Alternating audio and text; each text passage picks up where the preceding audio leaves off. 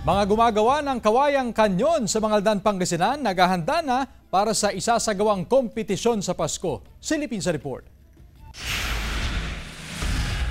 Ito ang entry ni Rading Abrigo na Barangay David, Mangaldan, Pangasinan noong 2018 sa kompetisyon ng Kawayang Kanyon na isang aktibidad sa pagdiriwang ng Kapaskuhan sa bayan. Ang kanyang konsepto, tangke na hango sa nangyayaring kaguluhan sa Marawi noon. Tinanghal na kampiyon ang kanyang obra sa taong iyon. Sulit daw dahil inabot ng 2 buwan bago niya nakumpleto ang tangke-inspired na bamboo cannon. Siya rin ang nag-uwi ng unang gantimpala sa pinakamagandang bongbong noong nakaraang taon. Dragon-inspired ang kanyang entry. Simula 2015, hindi na raw matandaan ni Rading kung ilang beses siyang nagkampiyon sa naturang kompetisyon. Parang nasa isip lang ganun. Tapos kung ano yung konsepto ng nila sa halimbawa kung anong year ngayon, anong year of the dog, year of the snake, ganun, year of the dragon.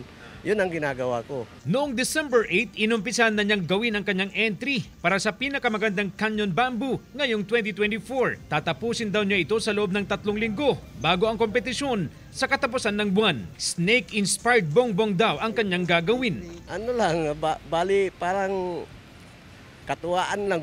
Pag may naisip akong konsepto, ginagawa ko na kaagad. Mahigpit na magbabantay ang Mangaldan Fire Station sa aktibidad.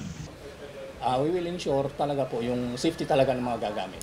So dapat inspect natin para at least makapag-suggest naman tayo ng mga safety or any precautions. Ire-recommend rin daw ng BFP na pagkatapos ng aktibidad ay huwag nang gamitin ang mga canyon bamboo at i-display na lang sa mga bahay para masiguro ang kaligtasan ng publiko. Kasama si Jing Dacanay, CJ Torida, One North, Central Luzon.